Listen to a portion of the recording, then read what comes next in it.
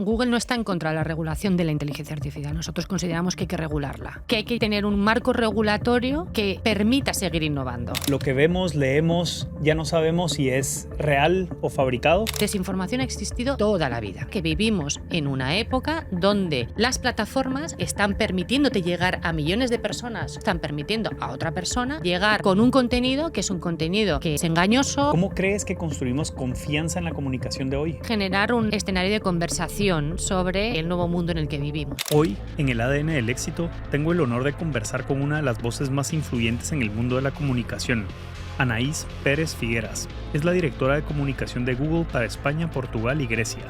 Y además, una activista comprometida con la diversidad, la equidad y la inclusión. Desde muy joven, Anaís descubrió el poder de las palabras y la importancia de los mensajes que inspiran confianza. Tras una etapa como periodista en España y México, en 2007 se unió a Google, donde ha liderado durante más de 15 años estrategias de comunicación en un entorno global, complejo y en constante cambio. En nuestra conversación, Anaís se muestra no solo como una profesional brillante y estratégica, sino también como una líder cercana, vulnerable y profundamente humana. Su experiencia nos enseña cómo comunicar con propósito, cómo construir confianza en la era de la inteligencia artificial y cómo liderar desde la autenticidad. Esto significa que hay cosas o tecnología que nosotros nunca vamos a desarrollar porque no está en beneficio de toda la sociedad. Definitivamente los beneficios son mucho más grandes que las cosas negativas. Que los usuarios tenemos que ser conscientes de que la inteligencia artificial es una herramienta, no es un fin.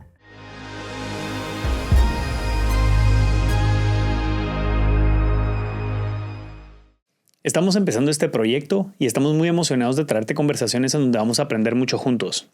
La forma en que nos puedes apoyar es suscribirte al canal de YouTube, es completamente gratis. De esta forma yo me comprometo contigo a traer los mejores invitados y mejorar la calidad de nuestra producción para que juntos descubramos el ADN del éxito. Gracias. Anaís, vivimos en un mundo en donde lo que vemos, leemos, ya no sabemos si es real o fabricado. En un mundo lleno de desinformación, fake news, deepfake, ¿cómo crees que construimos confianza en la comunicación de hoy?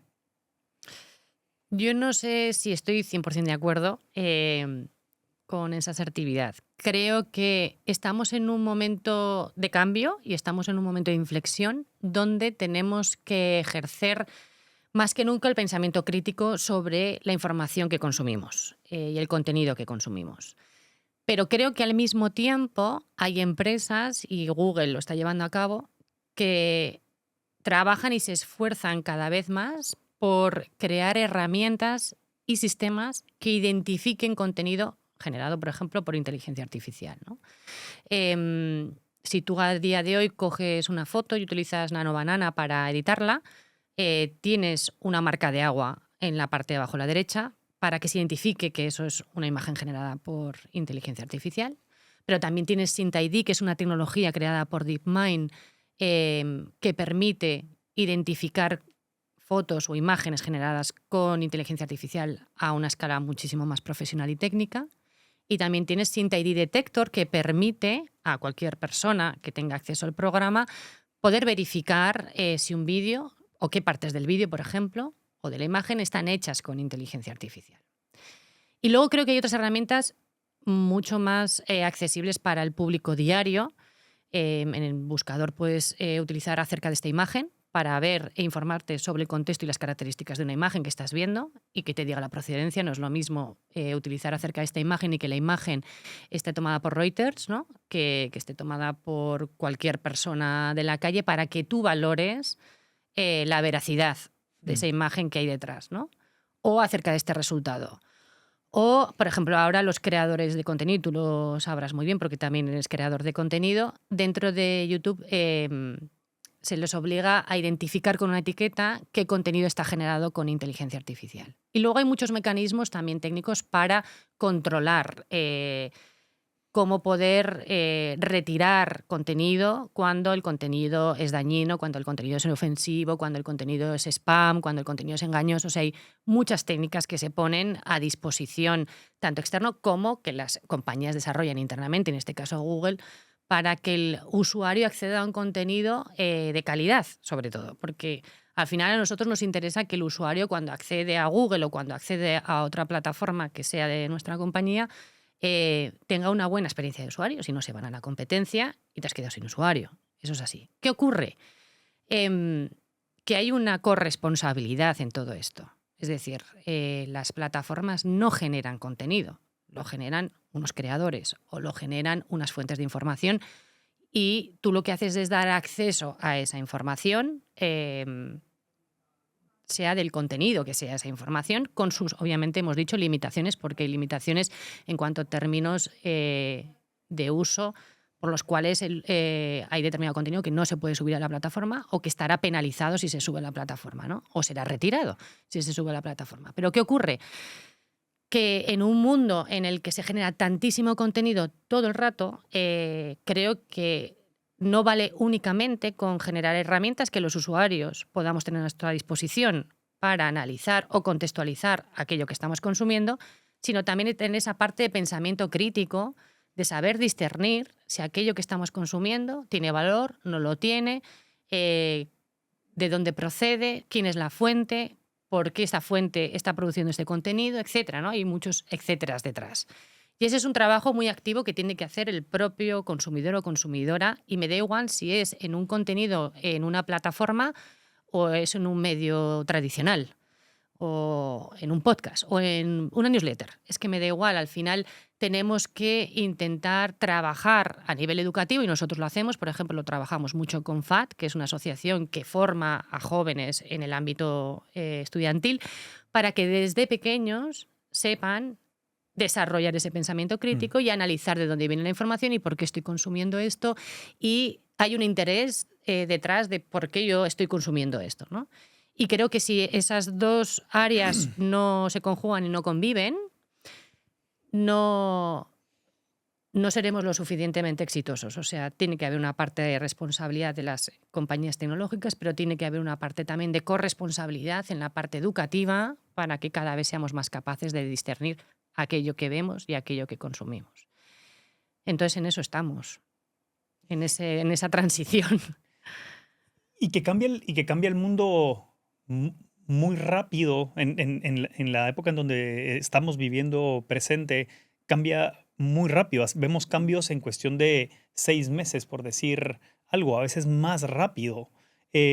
Cuando veníamos acostumbrados a cambios de 10, 20 años, de ciclos de 10 años, hablemos de los 80s para acá, antes de 20, 30 años. Pero los cambios vienen muy, muy, muy rápido. ¿Cómo hace Google para ponerse tan rápido a la vanguardia de esto y poder a los creadores de contenido? Porque yo entiendo lo que tú decías. YouTube al final es una plataforma que nos permite a todos los creadores de contenidos de todo el mundo subir contenido, informar, y a ustedes son ese marketplace de contenido. Y luego la pregunta que te estoy haciendo, que parece como injusta tirársela toda a Google o a las otras grandes empresas de tecnología, ¿cómo regulan todo esto? Pero es sumamente complejo, por eso me fascina y por eso te lo pregunto, porque es fascinante cómo una empresa como Google tiene que hacer tanto para estar a la vanguardia, para poder controlar todo este contenido que es del mundo, no es de Google. Claro, yo creo que hay que dividir esa pregunta como en dos partes. La primera es sobre la evolución tecnológica, cómo haces para estar a la vanguardia y cómo haces para hacerlo desde la responsabilidad, estar en la vanguardia, que yo creo que el concepto de responsabilidad dentro de la evolución tecnológica que estamos viviendo es clave. El otro es qué medidas pones dentro de plataformas como YouTube para que haya manera de controlar contenido que sea contenido que puede infringir las políticas y los términos y condiciones, pero además que pueda ser dañino, que pueda ser ofensivo, etcétera. ¿Y qué herramientas tienes para que eso no suceda o suceda lo menos posible, o cuando sucede y se nos notifica poder reiterarlo inmediatamente? Creo que son dos mundos distintos. Entonces, sobre la primera pregunta de cómo aceleramos el progreso tecnológico y cómo lo hacemos de una manera que sea responsable. Yo creo que aquí la clave es que Google lleva desarrollando inteligencia artificial 20 años. Antes era Machine Learning, luego fue inteligencia artificial, luego fue inteligencia artificial generativa. Es una evolución de muchísimos años y, de hecho, los Transformers, que son la parte técnica que consolida lo que hoy conocemos con inteligencia artificial, nació de Google. Es decir, llevamos muchos años investigando y desarrollando tecnología en base a nuestras investigaciones. Pero nosotros fuimos la primera empresa en 2018 que crea un código ético de desarrollo de la inteligencia artificial. ¿Y esto qué significa? Tener una serie de preceptos por los cuales tú quieres desarrollar tu tecnología de inteligencia artificial y qué límites tiene que tener esa inteligencia artificial. Por ejemplo, el desarrollo tecnológico de inteligencia artificial que Google ponga a disposición de las personas tiene que beneficiar a toda la sociedad. Esto significa que hay cosas o tecnología que nosotros nunca vamos a desarrollar porque no está en beneficio de toda la sociedad, ¿vale? Entonces, esto es un código ético que nace en 2018 y que desde el 2018 ha ido evolucionando conforme también ha ido evolucionando la sociedad, obviamente. Pero luego tú desarrollas modelos que tienen muchísimas análisis, limitaciones y comprobaciones de que esos modelos algorítmicos que luego van a dar vida a un Gemini 2.5 Pro o el siguiente que venga, son modelos que son capaces de ayudar a la sociedad a desarrollar creatividad, investigación, etcétera, pero que también están limitados. No son modelos que pueden hacer cualquier cosa. Sí, todavía no hay lo que llaman superinteligencia. Pero bueno, iría un paso antes de superinteligencia. Es decir, son modelos que nosotros sabemos que el uso que los usuarios podrían potencialmente hacer de la inteligencia artificial a veces puede ser dañino. Dañino para sí mismos, dañino para la sociedad. Nosotros trabajamos en, antes de sacar un modelo fuera, hacer todas las pruebas y estreses necesarios, internos, pero también validados con profesionales del mundo de la psicología, de la salud, técnicos, etcétera, externos, para que los modelos sean modelos seguros y no sean modelos que inciten a desarrollar determinadas cosas o que puedan ser utilizados para no el bien social o no el bien común, ¿vale?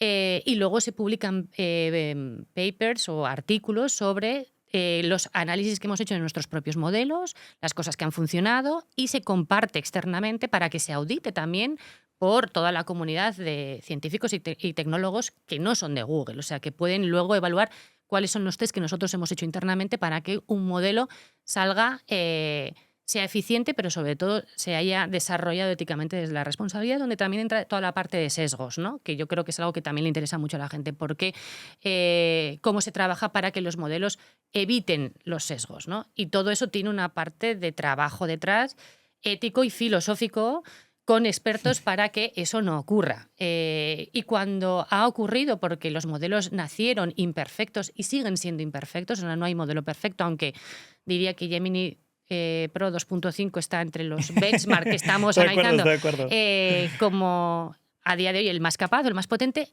Son imperfectos y con imperfección quiere decir que alucinan, y las alucinaciones, que parece algo baladí, es algo que acompaña y que ha acompañado siempre a la inteligencia artificial y que a día de hoy sigue estando allí. Lo que es importante e interesante es, uno, trabajar desde el inicio en la creación tecnológica para evitar que esos sesgos se produzcan, formar a los empleados para que cuando están desarrollando la tecnología y los modelos entiendan qué son los sesgos y los sesgos inconscientes. No todos nacemos sabiendo qué son los sesgos porque tu educación, de dónde procedes, etcétera, ya te implementa, por así decirlo, una serie de sesgos que tú muchas veces no sabes incluso ni siquiera detectar, ¿no? Aun con todo y con eso, los algoritmos no son perfectos. Lo que tienes que tener es mecanismos para detectar cuando algo no está funcionando correctamente, como replegarte y decir esto no está funcionando, tenemos que introducir cambios para que no vuelva a pasar, o en este momento limitar esta funcionalidad, porque claramente no está teniendo el impacto que tiene que tener, ¿no? O está teniendo un impacto negativo. Y yo creo que esa forma de trabajar funciona. También vuelvo a la segunda parte que hemos mencionado antes. Creo que los usuarios tenemos que ser conscientes de que la inteligencia artificial es una herramienta, no es un fin, es una herramienta. Y esto es muy importante. Las herramientas nos permiten, como el bolígrafo que tú estás utilizando ahora, escribir. La inteligencia artificial te puede ayudar a generar ideas, a ser más creativa, a comparar cosas, a hacer análisis de profundidad de miles y cientos de datos para luego tú sacar una decisión, una opinión, dirigir hacia dónde quieres ir, ¿no? El bolígrafo en sí mismo no escribe la palabra, tú decides qué palabra quieres escribir con ese bolígrafo, tú decides cómo quieres que la inteligencia artificial te ayude a ti a conseguir tu objetivo y ese fin, ¿no? Pero hablemos de la inteligencia artificial como una herramienta, porque yo creo que eso también contextualiza muchos de los debates que se están teniendo. Eso por un lado. Y ahora me muevo al otro lado que hablas de los creadores de contenido. Yo creo que los creadores de contenido cada vez tienen a su disposición más herramientas de inteligencia artificial para desarrollar su propio contenido, que no solamente generar vídeos creados por inteligencia artificial, es que me ayude la inteligencia artificial a ser más productivo en la preparación de mi programa. Que me lleve menos tiempo tener que editar o tener que procesar determinada cantidad de información y que yo me enfoque a la parte más creativa.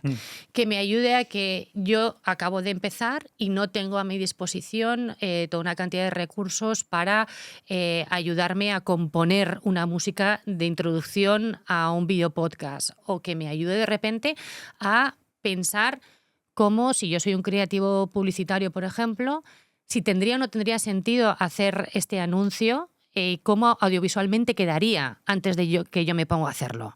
¿Y tiene sentido que el impacto que va a tener? ¿Tiene sentido la inversión de trabajo que yo voy a tener detrás? Es que hay veces que pensamos en la inteligencia artificial otra vez como el fin creado y no pensamos tanto en las herramientas que me permiten desarrollar la creatividad para alcanzar el fin, que creo que son dos ámbitos distintos. Y yo creo que ahora estamos... Y creo que es la parte más interesante en la herramienta como ese proceso que a mí me ayuda a crear y a generar ideas para incluso darme cuenta si son válidas y si tienen algún impacto o si no lo tienen. Porque el resultado, si está 100% creado con inteligencia artificial, tiene muchísimo trabajo detrás humano. Es decir, yo creo que la gente muchas veces, o los usuarios, nos pensamos que tú tienes un producto o una funcionalidad de inteligencia basada en inteligencia artificial y que tú vas a poner un frame de una imagen y que le vas a poner una frase y que a raíz de ahí eso se va a convertir casi en un largometraje, ¿no? O en un corto de 15 segundos que sea perfecto. Nada más lejos de la realidad. Creo que a día de hoy el trabajo creativo y profesional que hay detrás para que el resultado final con herramientas de inteligencia artificial de por medio sea óptimo, sea impactante, sea emotivo, haya llegado con el mensaje que tú quieres, etcétera, tiene mucho trabajo detrás, muchísimo trabajo detrás de gente que está escribiendo las acciones que quiere que la inteligencia artificial desarrolle, que es lo que se conoce como prompting, ¿no? O sea, mucho prompting, mucho prueba de error, mucho esto no está funcionando, vamos a volver a la edición primaria, etcétera. O sea, hay mucho trabajo detrás, porque no dejan de ser herramientas, pero la herramienta no te da el fin, que es el producto final que tú quieres crear. De acuerdo, pero hablando de esta última parte, primero que todo, gracias porque has hablado respondiendo en dos partes a la pregunta, pero se hablaron, yo creo que las palabras son sumamente poderosas y me quedo con un buen par de palabras que van a dar para hacerte preguntas que creo que es importante para la audiencia.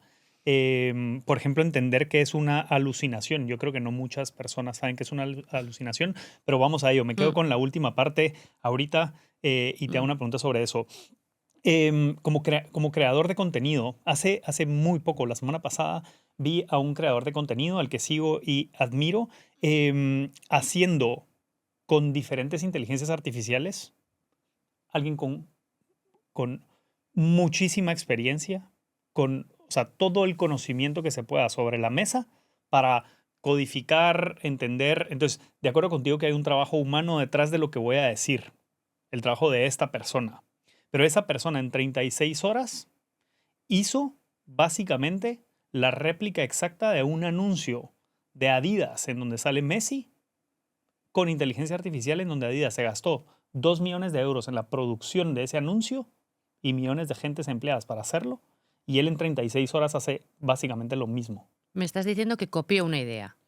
Para demostrar, claro, ahí vamos, bien. Vale. Entonces copia una idea. Es interesante bien, eso, ¿no? bien, estoy totalmente de acuerdo y ahí vamos en la misma línea, bien, 100%. Entonces copió una idea para demostrar que con inteligencia artificial puede hacer una producción igual o mejor que 2 millones de euros gastándose en una producción de cine para un anuncio de Adidas. Claro, pero entonces yo creo que hay que abrir otro debate, que no es el debate de la inteligencia artificial como sustitutivo de, pero cómo la inteligencia artificial me ayuda a ser más productivo en. Bien. Que creo que son dos debates distintos. Así, correcto. Él al final no, tampoco, y yo tampoco lo creo, no estoy en el discurso de la inteligencia artificial nos va a sustituir y es el fin del mundo. Yo estoy de acuerdo contigo de que la inteligencia artificial es una herramienta. Y lo que estamos viendo en este ejemplo es cómo podemos ser más productivos. Entonces él, como creador de contenido, lo que decía o concluía era, este es el presente futuro. Esto en 3 años cualquiera lo va a poder hacer. Y eso es algo bueno. Ahora, la diferenciación va a estar, y lo mencionaste varias veces, en lo creativo y la cantidad de ideas que tú puedas y el prompting que le des a esto, porque es una herramienta, ¿sí? Sí. Pero cambian bastante las reglas del juego. O sea, yo a Adidas, perdón que estoy mencionando a Adidas o cualquier ejemplo X, no tengo ninguna asociación con la marca, yo a esta marca le voy a poder vender este anuncio producido, este creador de contenido, por, me lo invento, 50.000 euros, cuando le costó 2 millones de euros. Entonces, los precios van a cambiar mucho. Las cualidades de los creadores de contenido van a cambiar mucho. No es ni bueno ni malo, simplemente es el mundo cambiando y te tienes que adaptar a ello. Entonces, la producción sí, y es lo que, y aquí creo que es más mi pregunta, y era algo que tú decías mucho. Hoy, más que nunca, lo que necesitamos son creativos, pensadores, gente, y él decía, en mi equipo de creación de contenido, decía, yo lo vengo diciendo hace 5 años, y la gente se burlaba de mí. Dentro de mi equipo tengo una persona que literalmente se dedica a tener ideas, a generar ideas. Hagamos esto, yo creo que esto, por esto del mercado, y es un creador de ideas, y le pago por eso. Ese es su trabajo. La gente se reía. Hoy en día, las empresas de marketing y de creación de contenido están buscando este perfil. Sí. Porque es el camino, que era lo que tú decías, creatividad, ideas. Claro, pero... Y herramientas y herramientas de inteligencia artificial para producir. Claro. Sí, es que creo que al final en todas las revoluciones, sea la que sea, la tecnología siempre ha supuesto una disrupción y hemos tenido que estudiar cómo adaptarnos a esa disrupción y cómo fortalecer nuestras capacidades para convivir con esa disrupción tecnológica. Mi madre trabajaba en una fábrica de rodamientos para coches, llegan nuevas máquinas, entonces siempre tiene que haber alguien que adapte sus capacidades cognitivas para saber cómo programar esa máquina, trabajar con esa máquina, que va a dar un mejor servicio para que el producto final tenga una mejor calidad, porque manualmente no se podía hacer, ¿vale? Entonces, creo que cuando hablamos, como lo que tú decías, de creación, creo que hay una serie de pasos que son importantes a dar. El primero es que la tecnología en sí misma efectivamente es una herramienta que tenemos que adaptarnos a saber cómo utilizar y a sacar el mayor partido. Y eso no afecta únicamente a la parte creatividad, que es uno de los elementos, yo creo que del que más se debate, pero que afecta también a cómo los profesores pueden utilizarla para invertir más tiempo en las clases y las tutorías con sus alumnos, o el médico de cabecera a reducir tiempo burocrático en torno a un 25% para enfocarse más en los pacientes y en vez de tener a 1 minuto por paciente, tener 5 o 10 minutos por paciente para analizar la dolencia que tiene. Entonces, yo lo que creo es es que las herramientas tecnológicas nos ayudan a eficientar procesos y a liberarnos de tareas que no son tareas que generen un valor añadido, sea creativo, sea de estudio, sea de investigación, sea de atención. Y yo creo que bienvenido sea que esto pase, porque yo en mi día a día, en mi trabajo, invertía mucho tiempo en hacer documentos internos, estrategias internas de comunicación, presentaciones, rellenar reportes, pero mucho tiempo, muchísimo tiempo. Ahora que yo utilizo la inteligencia artificial todos los días en mi trabajo, desde hace intensivamente creo que como 1 año y medio, 2 años, reduzco ese tiempo para la mitad y tengo tiempo para pensar.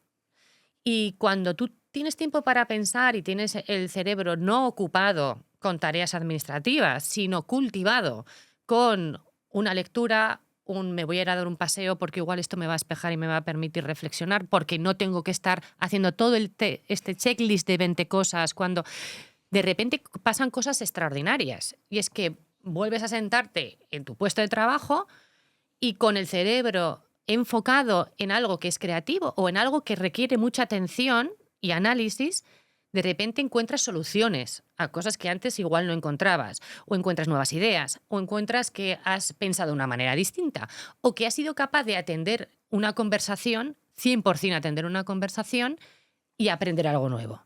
Y yo creo que sin obviar el cambio transformacional de la inteligencia artificial que está teniendo en nuestras vidas y que va a tener para todos nosotros. Es decir, diría que ahora más del 50% de los empleados simplemente del sector público está utilizando ya de alguna manera u otra la inteligencia artificial en este país.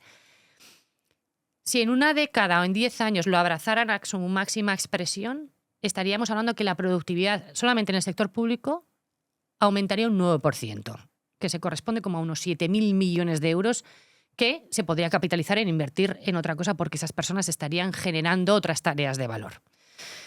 Pero para que esto ocurra van a pasar 2 cosas. Una, que tenemos que entender que el cambio está aquí, que tenemos que adaptarnos a ese cambio y que tenemos que prepararnos para ese cambio. Y esto pasa con el creativo que es publicitario, que ha trabajado en un anuncio y tiene que invertir muchísimo tiempo para tareas que no tienen valor y que igual se podría haber reducido el precio, el coste del anuncio por X, Y, Z porque hubiésemos metido procesos más eficaces, porque de repente tú tienes a una persona que está pensando en esto pero al mismo tiempo colaborando con otro equipo. O sea, tendríamos que analizar cuál es la casuística de un anuncio que es carísimo frente a una producción que, bueno, yo he copiado porque no he tenido la idea, pero que la he podido generar en menos tiempo, ¿no? Creo que habría que analizar un poco el impacto, pero dicho esto, creo que todos tenemos y vamos a tener en los próximos años que acomodarnos a esta nueva realidad, que es que existen herramientas que disrumpen y que tenemos que entender cómo me puedo yo apropiar de ellas y de su valor para yo tener una vida mejor. Porque al final es... Y Google yo creo que lo tiene muy claro, es desarrollar tecnología para mejorar la vida de las personas. Y esto es mejorar que el radiólogo tenga más capacidad de analizar si de la ecografía que yo te he hecho en la mama vas a tener un cáncer o no, porque hay una inteligencia artificial que me está permitiendo analizar más rápidamente si ese bulto que tienes realmente es canceroso o no, hasta...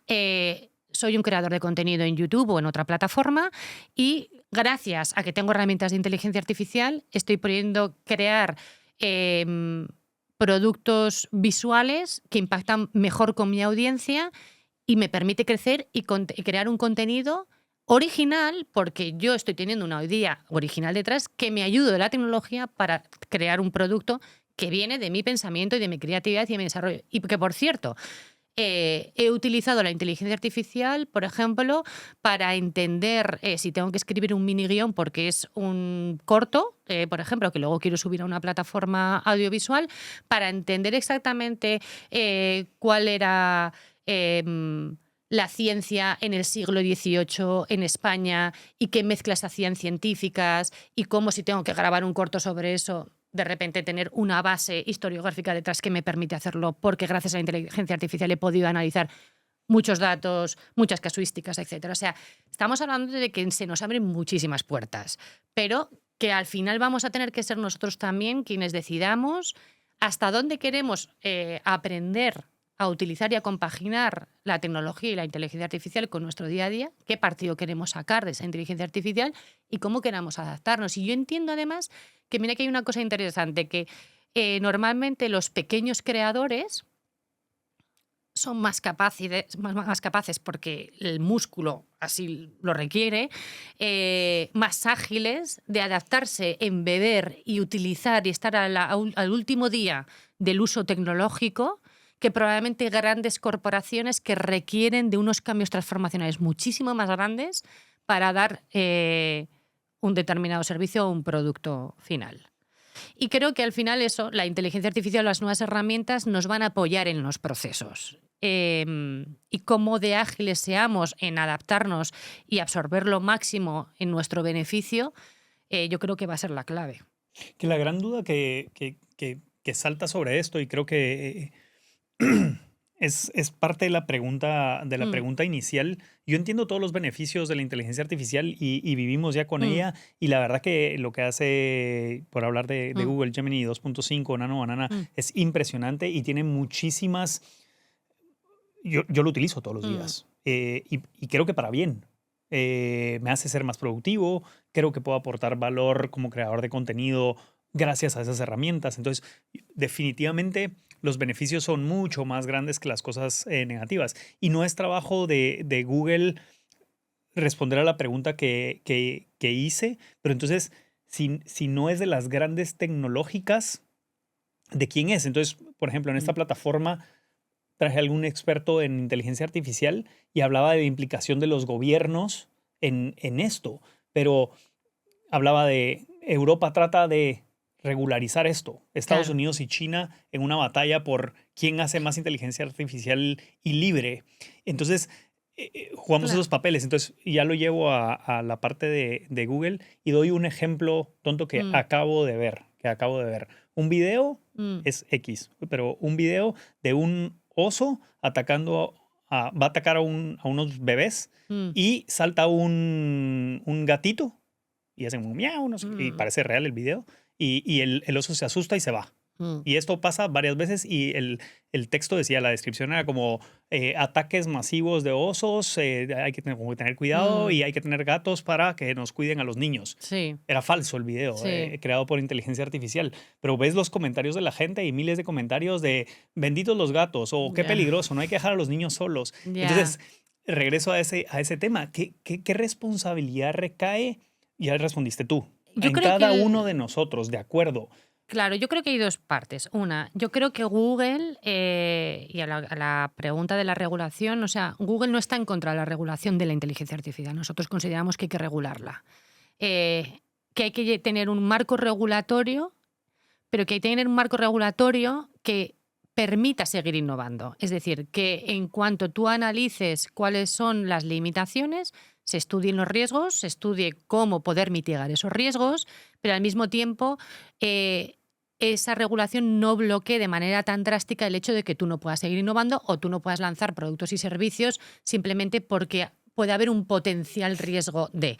Que eso es lo difícil. Porque, claro, efectivamente ese equilibrio es difícil, pero es que nadie dice que sea fácil ni desarrollar tecnología ni regularla. Dentro de que las empresas, y yo hablo de Google porque no creo que todas operemos iguales, se desarrollan modelos, y creo que lo he repetido también varias veces, desde una responsabilidad absoluta. Es decir, se tratan modelos con códigos éticos, con autolimitaciones, con análisis de auditorías internas y externas de cómo funcionan esos modelos. Es decir, porque entendemos el poder de los modelos y, de hecho, dos de los directivos de Google, Demis Hassabis y James Manica, que son, uno de ellos además ha recibido un premio Nobel, son plenamente conscientes de los retos y de los riesgos que supone la inteligencia artificial en determinados contextos, y por eso yo me siento muchísimo más tranquila trabajando para una compañía donde hay dos personas que hablan claro sobre eso y hablan sobre cómo se trabaja para evitar que eso pase con nuestras herramientas. Porque no creo que todas las empresas operen igual en este sentido. Eso por un lado. Y luego vuelvo a incidir. Creo que es clave el pensamiento crítico. Es decir, desinformación ha existido toda la vida. Lo que pasa es que vivimos en una época donde las plataformas, al igual que están permitiéndote llegar a millones de personas con tu contenido, están permitiendo a otra persona llegar con un contenido que es un contenido que es engañoso, que a veces puede ser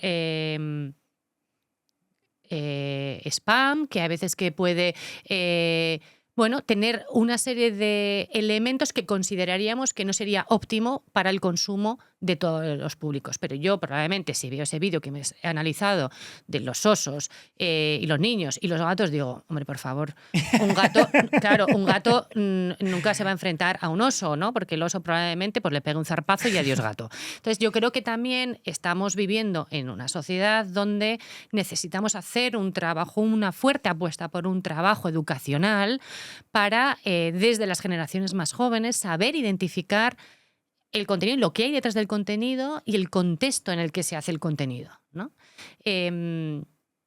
Creo y pienso que esto terminará pasando. Lo que pasa que, otra vez, esto no es solamente que Google lance un programa donde ya se han formado a miles de profesores y estudiantes en España. Esto es que haya un acuerdo y un consenso global, pero sí, estamos hablando de España, nacional, para que, al igual que les estamos ayudando y enseñando cómo utilizar una herramienta para producir una música o una imagen, les enseñemos cómo poder identificar y qué señales tienes para identificar que ese contenido es veraz, que no lo es, en qué contexto se está subiendo o quién lo está subiendo, quién es ese usuario, qué otro contenido ha subido antes, etcétera.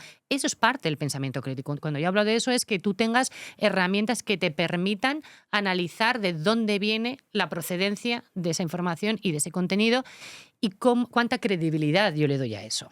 ¿Vale?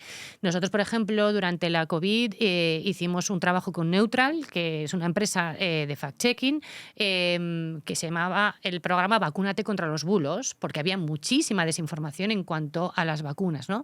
Y entonces hicimos un trabajo con ellos para generar contenido, vídeos y informar sobre qué herramientas utilizar para poder identificar qué contenido era veraz, qué contenido no era veraz, porque había que repreguntarse 2 veces si aquella información que me estaba llegando era verídica o no, etcétera. O sea, creo que hay posibilidades, creo que hay herramientas. Lo que pasa es que tiene que ser un trabajo colaborativo. Esto no solamente las herramientas permiten o no permiten, es que si yo estoy viendo determinados vídeos, digo, bueno, pues claramente esto no es real. Claramente esto no, o sea, que hay señales que a mí me están llegando que esto no es real. Otra cosa es que yo lo quiera consumir como entretenimiento y quiera consumir un vídeo sobre unos gatos voladores. Bueno, pues digo, bueno, es que a mí me entretiene ver gatos voladores, pero ese contenido claramente no es real porque los gatos no vuelan, ¿no? De todas formas, digo, creo que el ejercicio es constante. O sea, ahí podríamos irnos a todos los ámbitos. Creo que no hace falta irse tampoco ni siquiera a las plataformas tecnológicas. De repente hay oleadas de personas que consideran que la Tierra no es redonda, ¿no? Y podríamos entrar en un debate donde, que aquí creo que hay que hacer un ejercicio como sociedad de... Hay personas que estudian y que tienen una carrera de estudios en ciencia, en física, que no podemos poner al mismo nivel que a otras personas que no están autorizadas para hablar de determinados temas con el mismo nivel de relevancia. No digo que no estén autorizadas a hablar, sino que no estén preguntar el uso de esa palabra, claro, autorizadas, ¿no? Porque si es el mundo libre, todos opinan. Y lo digo como creador de contenido que me opinan todos los videos. Pero hablo de contenido autorizado. Y cuando hablo de contenido autorizado es de dónde viene la fuente, o sea, de fuentes autorizadas. Y creo que antes de empezar la conversación estábamos hablando del tema de la salud, ¿no? Y cómo de importante es que cuando alguien busca información sobre una enfermedad o sobre una dolencia que tiene, o simplemente por investigación o por conocer más, cómo de importante es que tú posiciones contenido y resultados, y aquí estoy hablando ya de YouTube, estoy hablando de Google, del buscador, que venga y proceda de fuentes autorizadas. Y a eso me refiero con contenido autorizado, ¿no? Porque al final estamos hablando de Perdón, que... ¿qué es específicamente? Porque no Claro. lo entiendo yo, perdón. ¿Fuentes autorizadas? Claro. ¿Cómo se define esa palabra? Bueno, pues fuentes autorizadas son organismos que son especializados en la materia. Por ejemplo, si estábamos hablando durante la COVID, que si tú buscabas sobre vacunas o sobre dolencias de la COVID, apareciese información del Ministerio de Salud. Ya. O que si estamos hablando de una enfermedad, se posicione la información o los vídeos sobre esa enfermedad que publican hospitales españoles. Por ejemplo, si estamos hablando de la búsqueda en España, Gregorio Marañón o La Paz. Pero ahí en comunicación no juega esto, el mundo en el que estamos viviendo, que nos permite como tener información o más información y más a la mano de expertos de la materia, un poco en la línea de lo que estás diciendo, pero no organizaciones, sino expertos en la materia. Por ejemplo, literalmente este podcast que hemos traído este lunes salió un episodio con el doctor José Hernández Poveda, por ejemplo, experto en longevidad, es un neurocirujano. ¿Dónde trabaja el neurocirujano? Él tiene su clínica propia en Mallorca. Mallorca, Barcelona, y está terminando de armar la suya en Madrid. Sí. Entonces, ¿es una fuente autorizada en esa definición? No, pero bueno, tendría el background o el certificado de ser médico. Claro. Especializado en neurocirugía. Hombre, yo creo que... Algo de conocimiento en longevidad. Claro, yo lo que creo es que también es verdad que siempre hay que poner una línea. Yo creo que se empieza por posicionar contenido de fuentes autorizadas, que sean fuentes autorizadas públicas, que estén validadas, es decir, un hospital como Gregorio Marañón o como La Paz, etcétera, tienen años de historia de trabajo. Pero eso no se limita ahí. Cuando estoy hablando de fuentes autorizadas, puede ser un médico que tenga titulación de médico y que desarrolle un contenido. Lo que pasa es que hay que tener también muchísimo cuidado en las descripciones y las titulaciones que se autopuede poner la gente dentro de las plataformas. Por eso digo que cuando hablamos de fuentes autorizadas y validadas es por organismos. Validadas lo mismo que si estamos hablando del... información que pueda salir de Naciones Unidas frente a una crisis, ¿no? Que haya internacional. Bueno, pues querámoslo, ¿no? Son organismos internacionales que tienen validada una fuente histórica detrás. Entonces, creo que es verdad que siempre es un ejercicio que hay que hacer y que hay que revisitar constantemente, pero creo que cuando, por ejemplo, estamos hablando de fuentes autorizadas también, estamos hablando de que si... está pasando algo, pues sea de materias de incendios, por ejemplo, más allá de fuentes gubernamentales que puedan estar dando la información última sobre los incendios que han acaecido hace muy poco durante el verano en España, cuando tú buscabas en Google se posicionaba a medios de comunicación oficiales. Con esto me refiero a... El País, El Mundo, Telecinco, Antena 3, etcétera, etcétera. O sea, un largo, etcétera, periódicos y medios provinciales que estaban a pie de la noticia para saber qué estaba pasando con los fuegos. Es decir, hay que hacer siempre un equilibrio y hay que entender qué fuentes son las que son más factibles que aparezcan por el tipo de búsqueda que tú estás haciendo y por la información que están trasladando en tiempo real, ¿no? Entonces, bueno, yo creo que ese ejercicio siempre hay que hacerlo, pero sobre todo lo que hay que hacer es un ejercicio de trabajo social donde las personas cada vez seamos más independientes y capaces de discernir y valorar la calidad del contenido y lo que ese contenido me está transfiriendo a mí. O sea, es un contenido que a mí me está aportando algo, que no me está aportando nada, yo decido consumirlo y por qué decido consumirlo, ¿no? Y tener esa capacidad de discernirlo. Es lo que creo que es clave. Porque la tecnología va a seguir evolucionando y el uso que la tecnología, el uso que los usuarios van a hacer de la tecnología va a ser infinito. Es que a día de hoy no nos podemos ni siquiera imaginar hasta dónde va a llegar el uso que va a dar un usuario o un profesional a la tecnología, ¿no?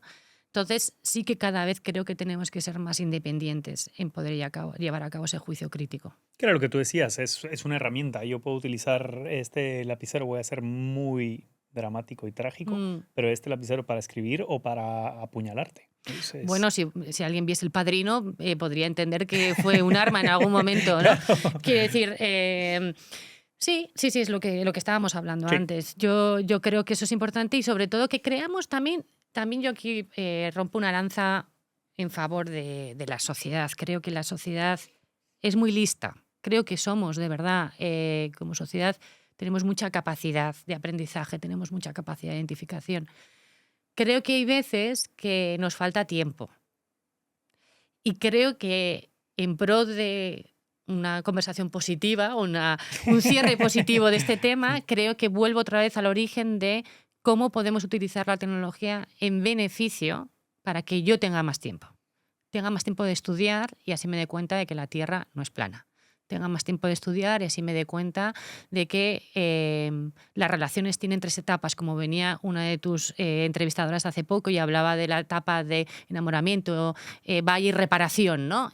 Cómo yo tenga tiempo, por ejemplo, de haberme visto episodios de otras personas que han venido aquí para entender un poco la dinámica que tú tienes con ellos, que haya tenido tiempo de acabarme un libro esta semana, o sea, tiempo para dedicarme a cosas que me van a permitir ser más creativo, me van a permitir relajarme, me van a permitir tener conversaciones más interesantes o aprender cosas nuevas. Y que el tiempo, esta es mi opinión, lo más valioso que tenemos. O sea, Bueno, claro, porque es finito. y si estás. Y de acuerdo también con el mensaje positivo de las inteligencias artificiales. De verdad, mi discurso también, es así porque lo creo, que son una herramienta. Lo primero, definirlas como la definiste tú, una herramienta. Y creo que con muchas más cosas positivas que negativas. Pero si estoy tratando de hablar de las cosas, entre comillas, Sí. negativas, es por aprender Claro. de ello para ser aún más positivo. De verdad que no quiero ser negativo No. ni está- pintar esto como la tragedia, y- porque no la es. Y creo que está bien poner encima de la mesa los retos a los que nos enfrentamos. Mm. Pero mira, leía ayer un estudio bastante interesante de Ipsos. Es verdad que está focalizado en Estados Unidos, pero bueno, al final todo lo que pasa ahí termina llegando de una manera u otra, donde hablaba que casi el 60% de los jóvenes no les gustaba, no consumían contenido 100% generado por inteligencia artificial.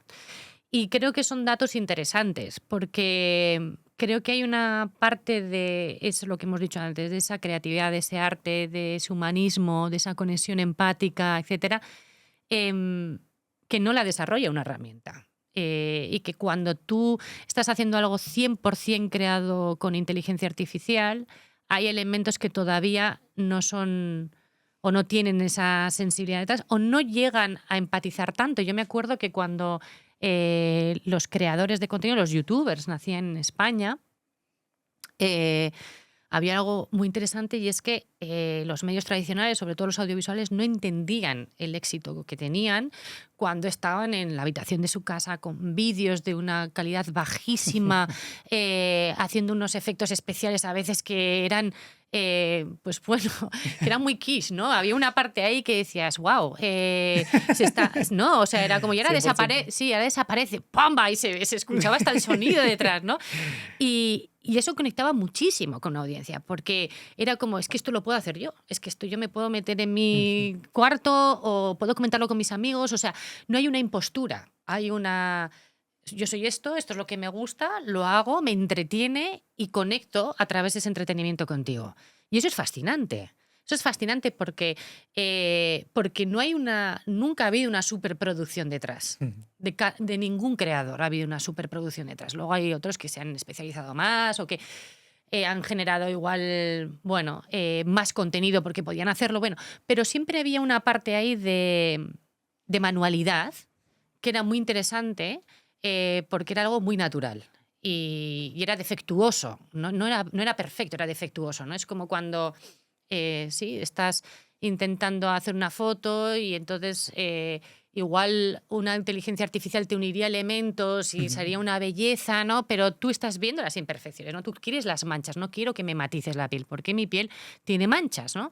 Entonces yo creo que ahí hay una parte que es muy bonita de cómo nos seguimos aferrando a esa parte natural, ¿no? Y a esa parte de elementos que son asíncronos, ¿no? Pero que funcionan. Y eso creo que nos hace muy interesantes como humanos, el que nos llame la atención esas cosas y que nos sintamos apegados a esas cosas, porque la realidad es que luego en nuestro día a día somos completamente imperfectos todo el tiempo, ¿no? Y aunque ansiamos muchas veces la perfección, luego te das cuenta de que no es posible. O sea, siempre hay elementos que hacen que esa perfección se rompa. Y creo que eso es muy interesante y los jóvenes tienden mucho hacia eso, hacia esa espontaneidad, hacia esa cercanía, hacia, bueno, al te transmito mis sentimientos, ¿no? Que yo creo que eso también es un debate interesante, ¿no? De, pues, ya no importa el romper a llorar o el decir hasta aquí. Y creo que eso da igual la tecnología que tengas, pero la tecnología es un altavoz que ha permitido dar voz a eso, ¿no? A esa imperfección y a esa belleza de los sentimientos. Es fascinante cómo va evolucionando la comunicación. Completamente de Mm, acuerdo contigo. Es fascinante ver cómo hoy en día se está valorando la genuinidad, ser genuino, vulnerable, cercano, más humano, imperfecto. mm, Estamos como cansados el podcast se llama El ADN del éxito, pero lo quería llamar así porque cuando hago la última pregunta que te la haré, ¿cuál es el ADN del éxito mm, para ti? Básicamente todas las respuestas son fuera de la perfección. claro. Porque Mi- eso es lo que nos hace ser humanos. Y de ahí mi mm, idea del ADN del éxito. No es un podcast de finanzas, de éxito. Hace un mm, tiempo hice una miniserie de religiones. Vino un líder religioso y me decía, mira, pero ¿por qué me invitas si yo no tengo éxito? Le digo, pero ¿cómo usted no tiene éxito? No, es que yo no tengo éxito financiero. Le digo, bueno, no, eso pues, para alguien será éxito, pero para mí no es éxito. O sea, mm, usted ya nos mm, contará y tendrá éxito espiritual y tal. Pero ¿por qué deduce que este es un podcast de finanzas? Porque dice éxito. mm, Es un juego de palabras, ¿no? Que sí, está ahí, pero que no es lo mío. mm, ¿Crees que eso que comentabas de los mm, jóvenes, que es sí, fascinante el dato que dabas, mm, crees que es algo que va a crecer aún más? Lo digo con lo que veníamos hablando de la mm, inteligencia artificial, ¿no? Sí, mm, definitivamente viene mucho más contenido creado por inteligencia artificial. Entonces, mi pensamiento es que si este estudio dice 60% de los mm, jóvenes, mm. esto va a tender a crecer más, o así lo quiero creer. O as- Pero tú, Eh, ¿cómo lo ves? pues bueno, yo como lo veo es que es interesante. Mira, nosotros en el departamento de comunicación, claro, hace ya un par de años empezábamos a desarrollar estrategias de comunicación muy enfocadas en audiencias. Hicimos un cambio un poco de modelo de cómo comunicábamos y qué comunicábamos y a quién se lo comunicábamos, porque es verdad que muchas veces nos enfocábamos en una audiencia, que era una audiencia a través de los medios de comunicación, pero muy tecnológica o que tuviese un conocimiento tecnológico. Y la realidad es que em, la tecnología es muy horizontal, aplica a todas las cosas de nuestra vida. Y empezamos a ver que necesitábamos acercarnos a las generaciones jóvenes, ¿no? Y a la generación Z que se le conoce ahora, pero que luego será otra generación la que venga después. Pero ahora sobre todo a la generación Z porque es una generación que ha nacido con la tecnología, es usuaria activa de la tecnología. Y nos encontrábamos en cómo de diferente y complejo era para nosotros acercarnos a esa audiencia, ¿no? Porque es una audiencia que eh, nosotras que estábamos liderando, porque digo nosotras porque somos todas mujeres, liderando la estrategia de comunicación, éramos millennials. Y hay una gran diferencia entre la generación millennial y la generación Z, ¿no? En cómo consumen, cómo utilizan la tecnología, para qué la utilizan, cómo se acercan a las marcas. Entonces, bueno, empezamos a probar muchas cosas, ¿no? A probar cómo les hacíamos llegar la información, a través de qué canales. Y después de varios años, pero sobre todo después de 2 años, nos hemos dado cuenta de dos cosas. Una, que los jóvenes hacen un alto uso de la tecnología, pero al mismo tiempo, muchos de ellos, aunque pensemos que no, saben autorregular el uso que hacen de la tecnología, autorregular el consumo que hacen de la tecnología, ¿no? Ellos, de alguna manera, hicimos un estudio en toda Europa y también en España, y hay un alto porcentaje, más del 50%, que dice que hacen un uso de la tecnología, pero que saben controlar cómo la utilizan y saben cuándo parar, ¿no? y que siguen teniendo, de hecho, como referencia a sus padres cuando tienen dudas sobre qué consumo, si consumo este contenido, si es bueno o malo. Siguen teniendo esas conversaciones con sus padres, que me parece muy llamativo, ¿no? Que sigan siendo como la fuente de referencia.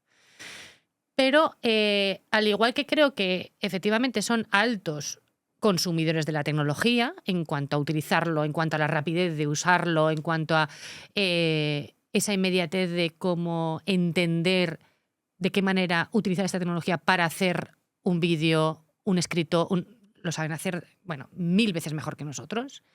Creo que al mismo tiempo les interesa una cosa que es fascinante, que es la cercanía y la microsegmentación de momentos, ¿no?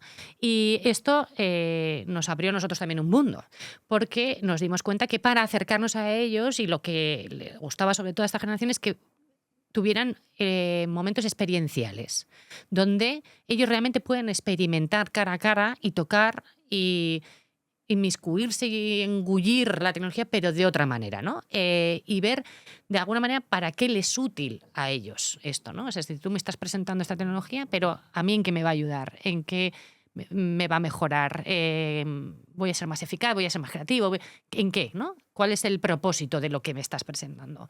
Y luego que fuesen cosas como pequeñas, es decir,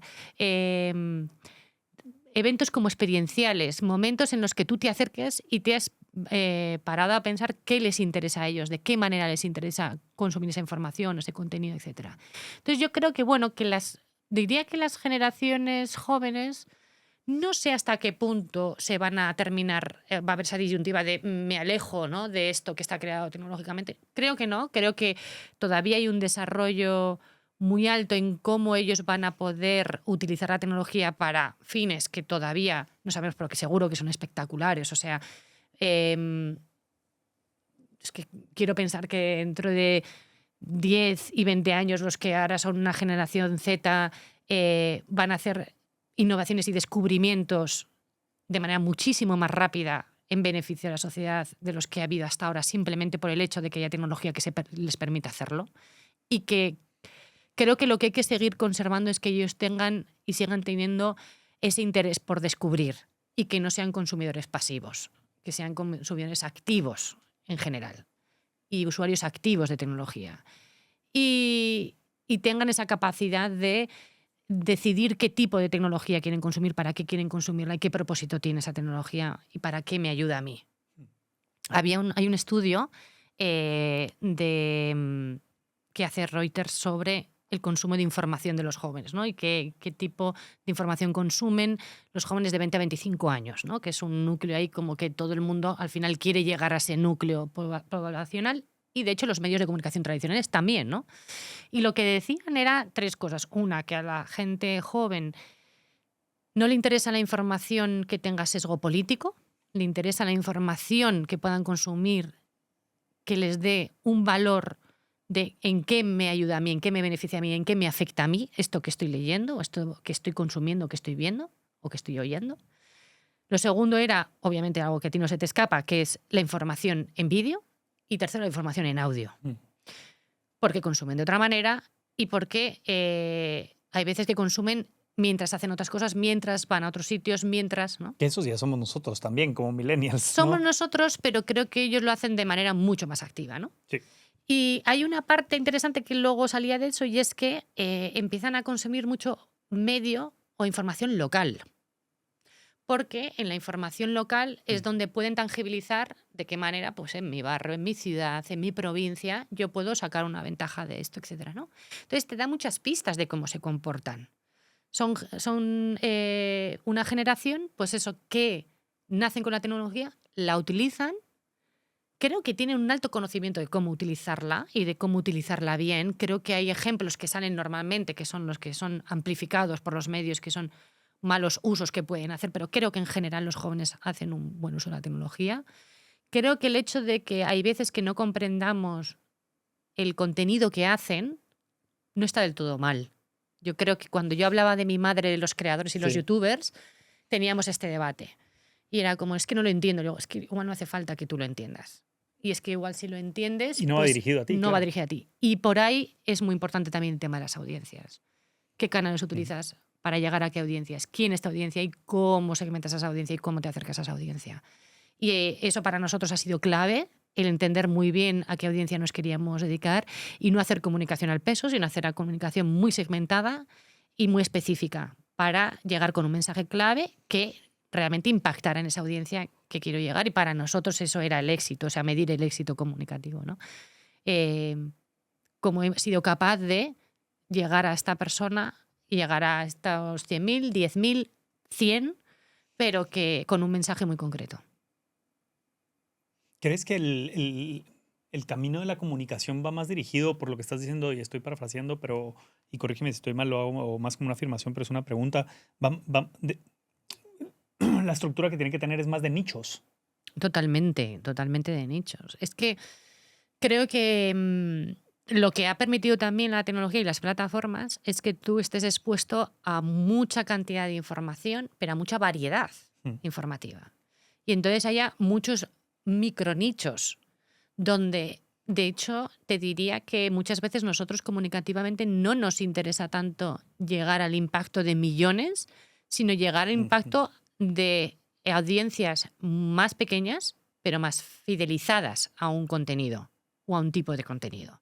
Porque al final, en la volatilidad del mundo en el que vivimos, donde estás impactado por tanta información, por tantos canales, por tanto tipo de contenido, formatos, plataformas, a ti te interesa llegar a aquellos que están muy fidelizados a un determinado formato, a una determinada persona, a un determinado programa, a un determinado canal, porque es más auténtico probablemente la conversación que ahí se produzca. Es decir, a mí no me interesa solamente llegar a ti a través de una newsletter que tú consumas o a través de otro podcast que tú consumas, sino a mí lo que me interesa es ver luego qué reacción tienes tú frente a este mensaje que yo he trasladado a un creador, que sé que tú consumes a ese creador, que lo vas a ver y quiero entender un poco cuál es tu opinión. Y a mí me interesa que tú interactúes luego a través de los comentarios o a través de lo que sea, ¿no? De un hashtag o como sea que queramos medir eso. Y entender un poco cuál es esa conversación que se está teniendo, es positiva, es negativa, cuánta conversación hay, hacia dónde va esa conversación. Y eso lo puedes hacer en general y para nosotros nos sirve más en núcleos más pequeños, en esa microsegmentación que se hace. Y hablando de eso, entonces, en tu experiencia, Sí. para comunicar en los micronichos, ¿importa más la calidad o la cantidad de creación de contenido dentro de ese micronicho? Porque hablábamos antes, dabas el ejemplo completamente real de cómo conectamos o las nuevas generaciones conectan con ese contenido genuino, auténtico, genuino, vulnerable, humano, que se graba en el patio de su casa con muy poca calidad audiovisual, pero que las generaciones conectan muy bien y que lo he visto. Claro, yo creo que la calidad no tiene que ver siempre con la estética de la calidad. Creo que hay una parte de calidad de contenido de calidad. Y el contenido de calidad se puede trasladar en el patio de tu casa con muy pocas herramientas que te permitan hacer una producción como si estuviésemos en un estudio cinematográfico, pero cuyo contenido tiene muchísima calidad porque aquello que estás trasladando pues es una información que es potente. Bien porque lo hagas tú, bien porque sea una entrevista con alguien, bien porque se esté tratando una materia que es de actualidad o es de interés, bien porque se haga desde un punto de vista distinto.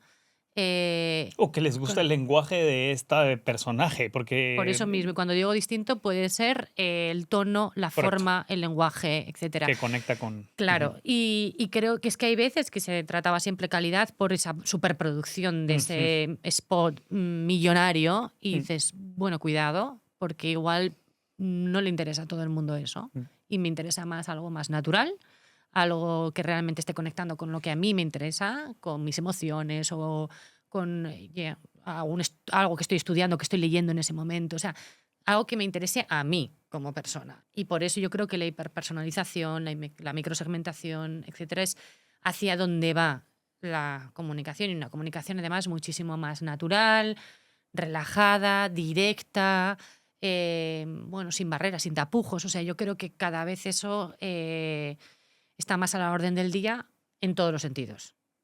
no solamente en la de los creadores, en las empresas, en todos los sentidos. Yo creo que vamos hacia eso, tenemos que tender hacia eso y tenemos que entender hacia una comunicación más, sí, más directa, más clara, más concisa y que aporte un valor, que tenga un propósito en sí mismo, que aporte un valor, que sea transformacional, que no sea un intercambio. Yo no te doy una información para un intercambio, para que tú únicamente me des algo de vuelta.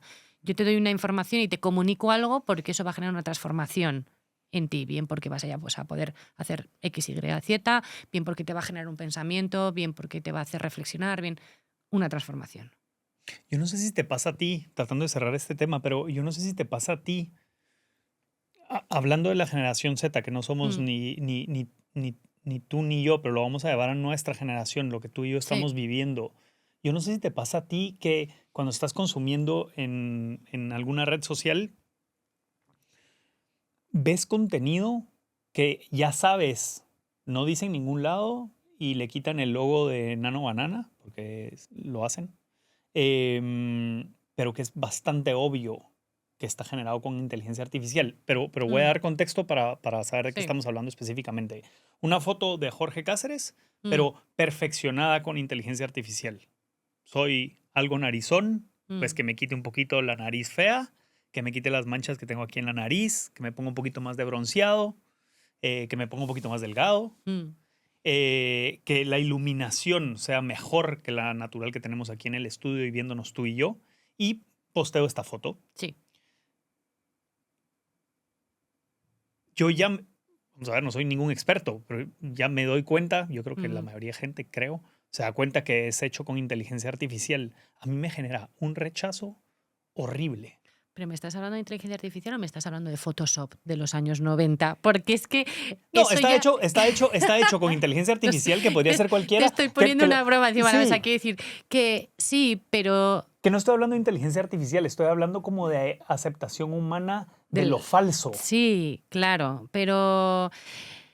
Y la pregunta es, ¿hasta qué punto eso realmente conecta o no conecta La con, pregunta con es, la persona que lo la está pregunta consumiendo? era, es una experiencia personal, yo Mm, compartiendo de que a mí me empieza a generar rechazo sí, porque es falso, claro. porque está creado Mm, y no es la realidad. Y yo lo que quiero es sí, conectar con la realidad. El mismo mensaje que sí, estábamos hablando de la generación Z, pero aplicada a la claro. generación nuestra, que Sí, no sé si es algo mío o claro. algo, por eso te lo preguntaba, A si a mí, ti te pasa. a mí me... O Sí, ves un post en otra sí, red social de texto sí. y usa los emojis y las líneas de en medio de Claro, ChatGPT, perdón por hablar de otra, sí, que ya sabes que es ChatGPT. claro. Por eso yo creo que en este nuevo mundo en el que estamos, donde hay muchos usuarios y usuarias que utilizan la IA o la inteligencia artificial o las herramientas para generar contenido, para comunicar, porque no deja de ser una manera de comunicar, ¿Correcto? ¿no? Em, yo creo que, y por otro elemento que he dicho antes, de que la sociedad creo que somos inteligentes por naturaleza, o sea, creo que tenemos una capacidad enorme de inteligencia. Yo creo que vamos a ver cómo ese contenido que no es de calidad, que no es de valor, que no aporta realmente nada, porque tú lo ves, o sea, ¿qué aporta un post que esté tan hecho y tan prehecho que a ti te genere rechazo?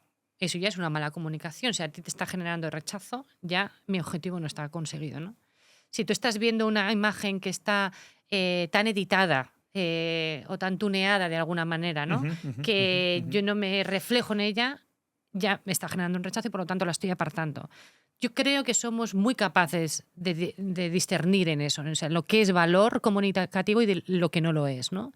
Y yo creo que aquí lo interesante es que, uno, sí, yo estoy de acuerdo contigo, para mí la naturalidad, la espontaneidad, la sinceridad, la honestidad dentro del mensaje comunicativo es lo que en general siempre prevalece. Me da igual si es una imagen o me da igual si es un post, creo que tiene que haber cuál es tu voz detrás de eso. Cuando escribes un post o cuando escribes un comunicado o cuando estás describiendo una estrategia, o sea, ¿cuál es el objetivo que quieres conseguir? Y cómo llegas a ese objetivo y qué estrategia tienes detrás de ese objetivo, pero sobre todo, cuál es el propósito de todo eso.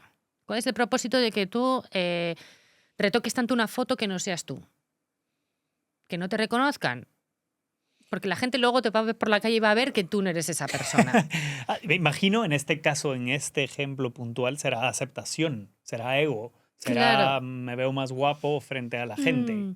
Sí, pero es porque de alguna manera igual, no sé, esa persona está considerando que si es honesta, pues igual no le va a gustar a todo el mundo, Ujú, ¿no? ujú, Entonces yo ujú. lo que creo que, y ahí creo que es donde reside lo importante, es porque yo considero que si edito o si genero un texto que no es mi texto, sino que es un texto generado por una máquina, ¿no? Donde yo le he dicho, escríbeme un texto sobre esto y pum, y lo he publicado sin revisarlo, sin darle una dirección, sin editarlo, sin nada, creo que eso va a tener más impacto que el hecho de que yo me presente tal como soy o escriba tal como soy, que no quiere decir que en ese proceso de la foto, en ese proceso del texto, yo Se no utilice utilice. la tecnología para que me ayude a mejorarlo. Que yo soy el primero en utilizarlo, Claro, y eso 100%. está fenomenal. Yo lo que creo es que hay veces que no es necesario comunicar tanto. Creo que hay veces que hay que comunicar menos, pero comunicar bien y comunicar con un propósito. Mm. Y muchas veces creo que como no tenemos un propósito detrás, comunicamos mensajes, me da igual en forma de imagen, me da igual en forma de Ujú. texto, que no tienen ningún objetivo o que no tienen ningún fin o un propósito. Y entonces eso queda en el vacío. O sea, dices, y comunicas y queda en el vacío. ¿Y realmente cuánto impacto ha tenido? ¿Y qué conversación ha generado? Y como no ha pasado, pues dices, bueno, pero ya lo publiqué, ¿no? Y ya está ahí. Pero ¿y para qué lo comunicas? O sea, ¿por qué a veces sobrecomunicamos? No hace falta comunicar siempre. Hay veces que es mejor no comunicar, puede haber que estén otros comunicando y tú no comunicar, o hay veces que cuando comunicas realmente, de verdad, hacer un análisis y tener un pensamiento profundo de cuál es el propósito de mi comunicación y a dónde quiero llegar y qué quiero conseguir y qué beneficio va a tener esto para ti, que lo estás leyendo, que estás invirtiendo tu tiempo en leerlo, en escuchar este podcast, en consumir esa newsletter, o sea, qué beneficio. Y creo que sí que tenemos que hacer una reflexión todos en general. Porque hay veces que no es necesario estar todo el rato generando información y hay veces que lo que hay que hacer es reflexionar más, pensar más y comunicar igual menos o de otra manera o en otro tiempo. Y creo que esa reflexión a veces no la hacemos, porque las propias inercias de lo que hace la sociedad o lo que hace nosotros casi nos obliga a actuar así, ¿no? Y yo creo que sí que todo merece una reflexión y sobre todo merece entender cuál es el propósito. Y muchas veces eso no se hace. Nosotros tenemos que hacerlo cada semana. Estamos hablando, por ejemplo, yo te diría que en Google nosotros cada semana podríamos, si quisiéramos, comunicar 6 o 7 anuncios distintos cada semana, que terminamos reduciendo a 1 o 2 como máximo. Y dentro 1 o 2 a unas audiencias muy específicas. Porque a mí me interesa que eso llegue y tiene un objetivo y tiene un propósito, que llegue a ese núcleo o a ese grupo específico. Pero todo eso lleva un proceso de análisis, de priorización, de qué sentido tiene ahora, de si nos lo guardamos. Igual tendría que tener más sentido más adelante porque más adelante habrá otras funcionalidades. Entonces, igual paquetizamos, igual la historia es más interesante. O sea, hay que hacerse muchas preguntas cuando tú comunicas. Porque la comunicación al final, de alguna manera, cuando la haces y cuando hay una estrategia detrás, que yo creo que muchas veces falta estrategia en la comunicación y nos creemos que simplemente por comunicar vamos a cambiar el mundo y no tiene nada que ver con eso. O sea, la comunicación es estrategia 100%. El que tú decidas cuándo publicas tus podcasts, cuánto duran, a quién viene aquí, cuál es el formato que van a tener, etc. Todo eso tiene una estrategia detrás pensada, analizada, prueba y error. O sea, es un trabajo. Yo creo que esto es importante y muchas veces se hace poco. Muchas veces se comunica sin realmente entender ni hacer el análisis estratégico detrás, ni el propósito que quiero conseguir para mejorar la vida de la persona que va a recibir esa información. Estoy pensando, tenemos que cerrar porque sé que te tienes que ir, pero hay 2 temas que no quiero dejar de tocar, a ver si podemos abarcarlos. Venga. Y logro yo condensar un poco el contexto y la pregunta. Vivimos, creo, en un mundo polarizado, Sí. lo digo yo por cosas que también ves. Mm. un poco en el comportamiento social y dentro de las redes sociales. Polarizados, y digo porque la actual comunicación a través de redes sociales, que sabemos que utiliza algoritmos,